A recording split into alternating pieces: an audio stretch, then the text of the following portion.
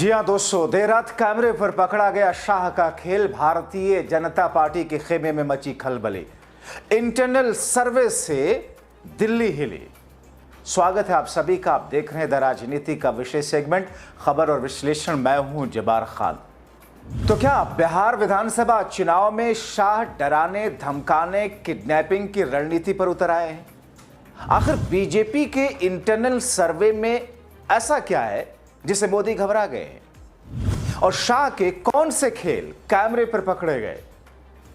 विस्तार से दोस्तों आपको सब कुछ बताते हैं। अगले चंद मिनट मेरे साथ में बने रहे ताकि बिहार की मौजूदा स्थिति 22 अक्टूबर की सुबह क्या हुआ आप समझ सके। दोस्तों, बिहार चुनाव में क्या वाकई भारतीय जनता पार्टी और एनडीए की हालत खस्ता होती जा रही है? क्योंकि इस समय जो हालात चल रहे हैं उसे यही स्थिति राजनीतिक जानकार निकाल रहे हैं। जन स्वराज पार्टी के संस्थापक प्रशांत किशोर ने जो कुछ बम फोड़ा वो तो आपने देखा, मैं आपको दिखाया किस तरीके से उन्होंने एक बड़े आरोप की शक्ल में मोदी, शाह और नीतीश को हम्माम में ला करके खड़ा कर दिया। लेकिन दोस्तों, बिहार में पहले फेज के मतदान के चंद दिन पहले जिस किस्म की घटनाएं घट रही हैं उसने पूरे देश की निगाहें अपनी तरफ खींच ली है। मगर चुनाव आयोग खामोश है, चुनाव के अधिकारी खामोश हैं। भारतीय जनता पार्टी जो नैतिकता नीति की बात करती है, पार्टी विद डिफरेंस की बात करती है, वो तो मानो न जाने किस बिल में घुसी हुई है। दोस्तों, जैसा कि मैंने आपको इससे पहले शो में बताया था कि किस तौर पर केंद्रीय गृह मंत्री को लेकर के जो बातें सामने आई थी, किस तौर पर कच्चा चिट्ठा सीधे कैमरे पर उनका खुला है, आपको विस्तार से बताएंगे। सबसे पहले आपको एक बार फिर से दोहराते हैं कि कैसे प्रशांत किशोर ने उनको, धर्मेंद्र प्रधान को, कैसे उम्मीदवारों के नामांकन वापस लेने के लिए डराने, धमकाने, किडनैपिंग का आरोप उन्होंने लगाया था। और उन्होंने एक नहीं, दो नहीं, तीन अपने प्रत्याशियों को किडनैप करके, डरा करके, धमका करके पार्टी को छोड़ने का आरोप लगाया था कि किस तौर पर बिहार में बीजेपी को ऐसा लगता है कि 10 से 15% वोट प्रशांत किशोर ले जा रहे हैं और इसमें भारतीय जनता पार्टी का ही 90% वोट जा रहा है। दोस्तों, कल देर शाम दिवाली के मौके पर मैं किसी भारतीय जनता पार्टी के नेता से बात कर रहा था बिहार में, और उसमें प्रशांत किशोर के फैक्टर को लेकर जब मैंने उनसे समझना चाहा, और वो किसी वक्त में एक पत्रकार भी रहे, उनका जो आकलन था, बीजेपी के नेता हैं, कि प्रशांत किशोर भले ही उनको लेकर के कुछ भी कहा जा रहा हो, उड़ाया जा रहा हो, लेकिन जो इस वक्त जो प्रशांत किशोर का फैक्टर जमीन पर असर कर रहा है उसका नुकसान इंडिया गठबंधन से ज्यादा एनडीए को हो सकता है। ये उनका आकलन था। और ऐसे में माना जा रहा है कि वो कह रहे हैं कि कम से कम 12% वोट प्रशांत किशोर ले जाएंगे। अब इसके दो मायने लोग अलग अलग निकाल रहे हैं। क्या प्रशांत किशोर का हवा बीजेपी बनाने के लिए ऐसा शगुफा छोड़ रही है, या वाकई प्रशांत किशोर 12% वोट लेकर के बिहार की चुनावी राजनीति में एक अलग तरह की कहानी तैयार कर रहे हैं और जिसकी वजह से बड़ा उलटफेर होगा और उस उलटफेर में एनडीए धराशायी होगी? पिछली बार का आपको याद है ना, दोनों ही दलों का, इंडिया और एनडीए का जो वोट प्रतिशत था करीब करीब बराबर था। पॉइंट में कुछ डिफरेंस था, सिर्फ 12,000 वोट का फर्क था, और 12 सीटों का, 12 से 13 सीटों का, वरना सरकार में नीतीश होते। खैर, अब दोस्तों, प्रशांत किशोर का जो आरोप है, जो 3 प्रमुख घटनाएं जिसका जिक्र उन्होंने किया, जो कि अलग अलग बिहार के अलग अलग जिलों से जुड़ी है, दानापुर, इसके साथ में कैसे शाह ने नामांकन दाखिल नहीं होने दिया, बीजेपी नेताओं ने मोतूर शाह पूरे दिन, अमित शाह और बिहार चुनाव प्रभारी जैसे बीजेपी के वरिष्ठ नेताओं के साथ में उनको रखा गया, उनके प्रत्याशियों को। दोस्तों, ये दर्शाता है, और उनके शब्दों में अगर प्रशांत किशोर के शब्दों को आप देखेंगे तो उन्होंने सीधे सीधे गुंडागर्दी, किडनैपिंग, इन तमाम चीजों का जिक्र करते हुए चुनाव आयोग को पूछा, कहां है भैया वोट चोरी पर? तो आप कहते हैं कि क्या हम अपने माताओं बहनों का वीडियो दे सकते हैं क्या? ऐसा लगता है जैसे उनसे किसी ने बाथरूम के फोटोग्राफ मांग ली हो। शर्म आनी चाहिए मुख्य चुनाव आयुक्त साहब आपको। उस जगह पर बैठे, देश का एक संवैधानिक बॉडी है वो, उसकी गरिमा को, उसकी इज्जत को सीखिए। खैर, ये देखिए, ये हैं भारत के गृह मंत्री, ये भारत के गृह मंत्री हैं अमित शाह। अमित शाह जी हैं भारत के गृह मंत्री, और साथ में है धर्मेंद्र प्रधान जो भारत सरकार के मंत्री हैं और भाजपा के यहाँ चुनाव के अधिकारी हैं, प्रभारी हैं। देखिए आप लोग, आचार संहिता की बात होती है, वोटरों को डराने खरीदने पर आचार संहिता लागू है, लेकिन सामने का जो उम्मीदवार है उसको भारत के गृह मंत्री अपने साथ खड़ा किए हुए हैं, पूरे दिन बैठाए हुए हैं ताकि वो नामांकन भी न कर सके। ये है भाजपा के चाल चरित्र चेहरा। ये देखिए भाजपा का चाल चरित्र चेहरा, और बता रहे हैं ट्विटर पर बैठ के कि जनसुराज के उम्मीदवार भाग रहे हैं। आप बताइए, कोई साधारण व्यवसायी जो राजनीति करता है उसको भारत के गृह मंत्री अगर बुलाकर अपने साथ बैठा ले तो उसके पास क्या विकल्प बचेगा?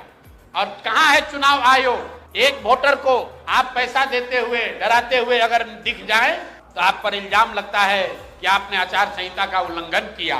और यहाँ भारत के गृह मंत्री और केंद्र में भाजपा के मंत्री धर्मेंद्र प्रधान खुलेआम जनसुराज के प्रत्याशी को अपने साथियों के साथ, दल बल के साथ घेरे हुए हैं, और इस पर कोई प्रतिक्रिया नहीं है। चुनाव आयोग को अभी आपको ये जारी करने के बाद आधिकारिक तौर पर हम लोग चुनाव आयोग को हम लोग निवेदन करने जा रहे हैं कि देखिए कि जनसुराज के प्रत्याशियों के साथ क्या हो रहा है। ये जनसुराज के प्रत्याशी के साथ नहीं हो रहा है, ये वो डर है, वो राजनीतिक बंधुआ मजदूरी जो खत्म करने का रास्ता जनसुराज ने बनाया है, उससे छटपटाहट जो पैदा हुई है, उसी का नतीजा। दोस्तों, तो फिर जैसे जिसकी लाठी उसकी भैंस, ज्यादा दिनों तक चलता थोड़ी है। लेकिन प्रशांत ने आगे जो बातें कही, अपने जो दुख दर्द को समेटा कि कैसे ब्रह्मपुर से डॉक्टर सत्यप्रकाश तिवारी 3 दिनों तक प्रचार करने के बाद में नामांकन उनका जबरन वापस दिलवा देती है भारतीय जनता पार्टी। वो कहते हैं कि दबाव साफ प्रमाण है। केंद्रीय मंत्री का चुनाव घोषणा के बाद विपक्षी उम्मीदवार से मिलना अभूतपूर्व। गोपालगंज में डॉक्टर शशि शेखर एक बड़े डॉक्टर हैं, उनका अपना एक बड़ा ही रसूख है, उन्होंने भी वही किया। जाहिर तौर पर किस तौर की दबाव, किस तौर के बिहार के अंदर साजिश की रणनीति चल रही है, दो ही चीजें इसके पीछे हो सकती हैं। या तो चुनाव की घोषणा के बाद, प्रत्याशी बनने के बाद से ही भारतीय जनता पार्टी ने उनको एक साजिश के तहत स्क्रिप्ट दे करके ऐसा करवाया ताकि जिन जगहों पर प्रशांत किशोर भारतीय जनता पार्टी को डेंट लगा रहे हैं। और दोस्तों, बीजेपी तो यहां साम दाम दंड भेद, वो तो कहती है कि everything is fair in love and war and politics. वो पॉलिटिक्स को भी बीजेपी ने जोड़ दिया। मगर जिस शख्स ने इस कहावत को बनाया दोस्तों, उससे ज्यादा हमन्नक और उससे ज्यादा नॉनसेंस कोई नहीं हो सकता है। नहीं फेयर है everything is fair in love and war, नहीं है फेयर है। आप लव में क्या किसी के ऊपर एसिड डाल दोगे? आप लाख मोहब्बत करते हो, पूरी संपत्ति आप उसके सामने, उसके लिए उसके नाम कर दो, और अगर उसको पसंद नहीं तो क्या आप उस पर एसिड डाल दोगे? Everything is fair in love and war. गजब है दोस्तों। वॉर में भी बहुत सारी नैतिकताएं होती, बहुत सारी चीजें होती हैं, नहीं कर सकते आप, नहीं किया जाता है। एक नंबर का हमनक शख्स रहा होगा जिस शख्स ने यह कहावत क्रिएट की, और जाहिल किस्म के लोग इस कहावत को लेकर के धूम धड़क्का के साथ में अब कहते हैं कि everything is fair in love and war and politics. तुम्हारे बाप की जागीर नहीं है पॉलिटिक्स। जनता के पैसे पर बैठ करके विकास करने के लिए आते हो, लेकिन नफरत फैलाओगे। साम दाम दंड भेद का मतलब कुछ भी करोगे और नाम दोगे कि अरे साहब विश्व गुरु हम बने। खैर, प्रशांत किशोर कहते हैं कि पूरे बिहार में जनसुराज के 14 उम्मीदवारों पर धमकी और दबाव का सामना करना पड़ा। 14 उम्मीदवार। जाहिर तौर पर कोई ऐसा शख्स प्रशांत किशोर को देश की राजनीति का बीते 10 वर्षों में जितनी समझ होगी, शायद ही खुद को चाणक्य कहलवाने वाले शाह साहब पानी भरेंगे प्रशांत किशोर के सामने। वो चुनावी मैनेजमेंट की समझ मेरे हिसाब से प्रशांत किशोर ने मॉडर्न जमाने में जिस तौर पर बोल्ड चुनावी डेमो को समझा और आकर के किस तौर पर भारतीय चुनावी तकनीकियों को समझ करके और जिस हिसाब से उसने अलग अलग पार्टियों के लिए कंसल्टेंसी की, और अब जो कुछ कर रहा है, जाहिर तौर पर उसके साथ खेल तो कर दिया अमित शाह ने।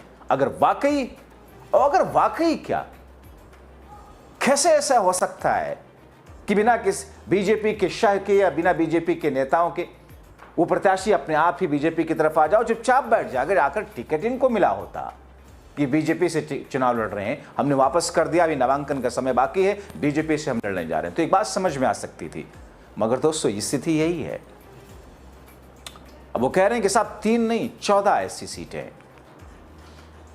लेकिन दोस्तों 243 सीटों पर लड़ रहे प्रशांत किशोर के लिए ये चुनाव कहीं ना कहीं एक ऐसी स्थिति में है। आपको याद होगा, देश में अरविंद केजरीवाल पहला शख्स रहा होगा जिसने पार्टी फॉर्म करते ही सत्ता में आ गया। आपने वो फिल्म में देखा होगा, नायक नाम की एक फिल्म थी, कैसे सबसे तेजी से मुख्यमंत्री बनने वाला वो शख्स केजरीवाल। उसके बाद प्रशांत किशोर की जो चुनावी रणनीति और राजनीति रही है दोस्तों, बिहार में करीब 25 से 26% वोट है वो बिखरा हुआ है। वो ना बीजेपी के पास, एनडीए के पास है, ना इंडिया गठबंधन के पास में। उस 25-26% वोट में से 12-14% वोट लाना प्रशांत किशोर के लिए कोई बड़ी बात नहीं रही होगी, और शायद इन्हीं सारे समीकरण को देखकर वो चुनावी राजनीति में बिहार से शुरुआत उन्होंने की। बहरहाल अब दोस्तों चुनाव आयोग यहां क्या करता है? चुनाव आयोग यहां भीगी बिल्ली बन गया, या चुनाव आयोग यहां पर ऐसा लगता है चुपचाप खामोश तमाशाई, बिना हड्डी के, रीढ़ की हड्डी, बिना दांतों वाला चुनाव आयोग एक ऐसा शेर है जो विपक्ष पे तो पंजे मारता है, मगर सत्ता पक्ष के लिए ऐसा लगता है कि उनके चरणों में गिर करके बाप बाप करता है। अब ऐसी स्थिति में दोस्तों जाहिर तौर पर ये सारी की सारी भड़ास पॉलिटिकल पार्टियों, विरोधी लोगों के दिलों में ही नहीं, जनता के दिलों में भी है। ये घटनाएं संयोग नहीं लगती। सवाल यह है कि क्या ये व्यक्तिगत विद्रोह है या फिर देश की भावना, देश का मूड अब जो मौजूदा वक्त में एजेंसियों के खिलाफ, सत्ता पक्ष के खिलाफ जिस तौर पर चुनाव को हाईजैक करने, किडनैप करने, नामांकन ना करने दे। आपको याद होगा दोस्तों, सूरत, गुजरात में सूरत की लोकसभा सीट पर क्या हुआ था? सूरत सीट पर सभी विरोधी उम्मीदवारों के नाम को वापस दिलवा लिया था शाह साहब ने। यानी कि बीजेपी के लोकसभा के प्रत्याशी के सामने कोई भी वहां पर प्रत्याशी चुनावी मैदान में अंत तक नहीं रहा, सबने नाम विड्रॉ कर लिया था, और बीजेपी उम्मीदवार मुकेश दलाल चुनाव होने से पहले निर्वोट जीत गए थे। और सिर्फ सूरत ही नहीं, कई जगहों पर हमने ऐसी घटनाएं देखी हैं। अपनी राय जरूर लिखें। बहुत शुक्रिया।